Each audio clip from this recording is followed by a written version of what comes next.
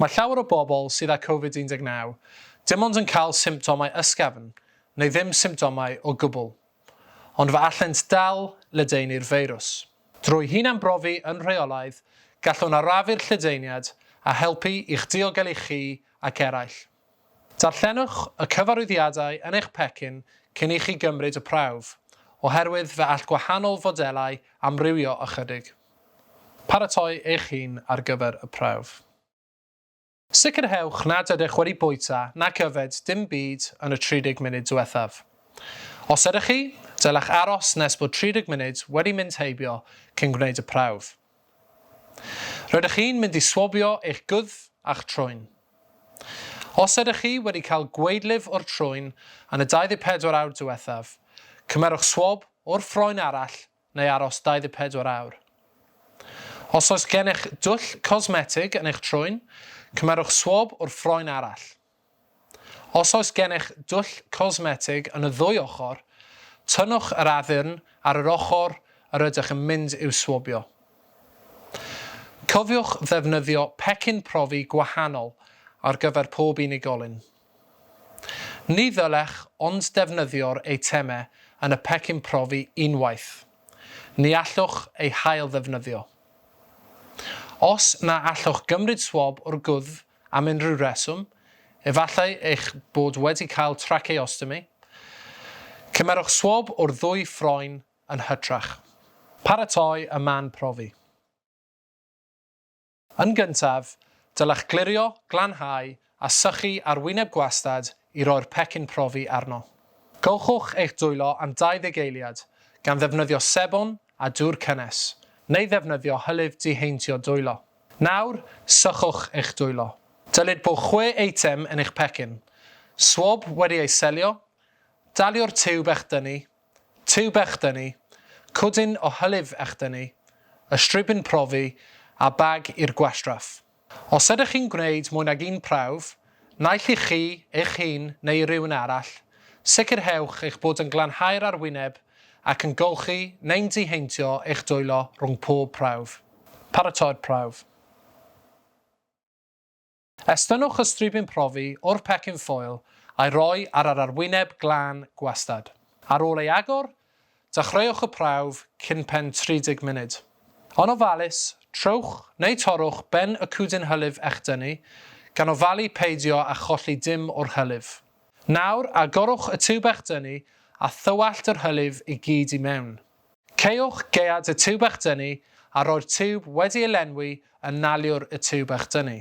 Cyn i chi gymryd y sampl, chwythwch eich trwyn.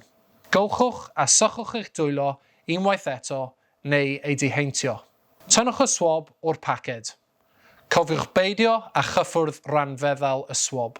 Cymryd y sampl.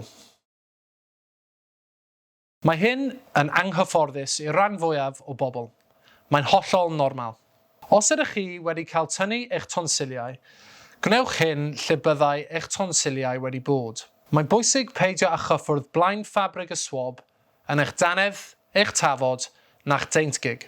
Gan ddal y swab rhwng eich bysedd, agorwch eich ceg yn llydan a rwbiwch y blaen ffabrig dros y ddau donsil neu dros lle byddai eich tonsiliau pan na fyddent wedi cael eu tynnu.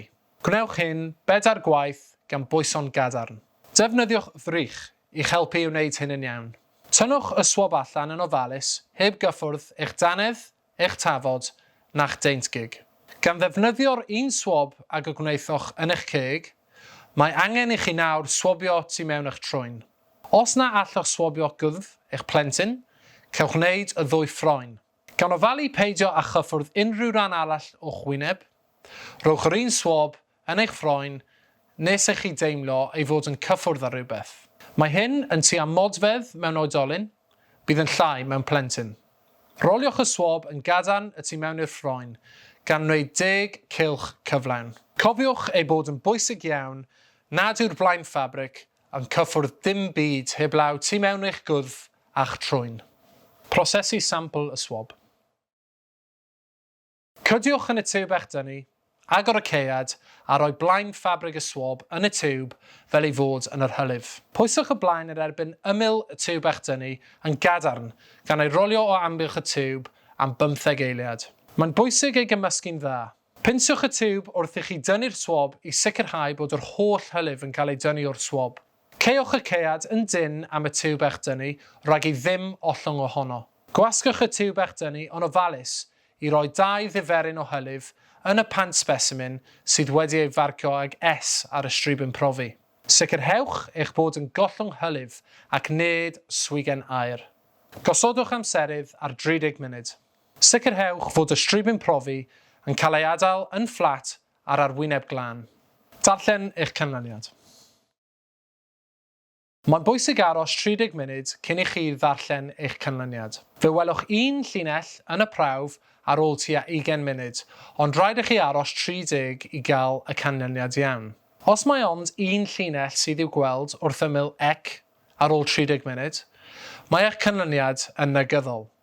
Os oes gennych 2 linell, yna mae'r canlyniad yn bositif.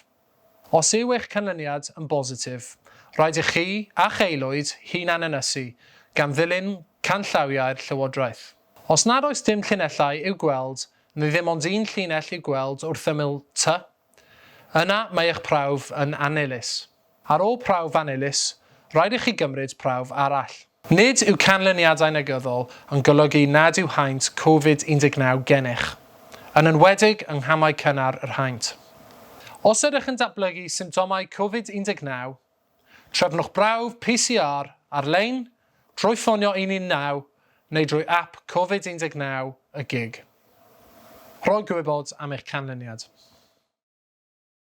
Mae'n bwysig iawn eich bod yn dweud wrth y gig am bob canlyniad. Mae hyn yn caniatáu'r gig fonitro lledaeniad y feirws.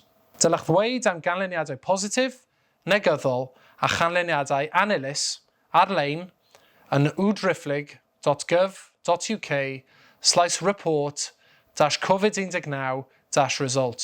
Ar ôl cwblhau'r prawf, rhowch holl gynnwys y pecyn profi yn y bag gwastraff a ddarperir. Os oedd eich canlyniad yn bositif, dylech aros 72 awr cyn roi'r bag gwastraff yn eich bin gwastraff T. Os oedd eich canlyniad yn negyddol neu'n anilus, gallwch chi roi'r bag gwastraff yn syth i mewn eich bin gwastraff T.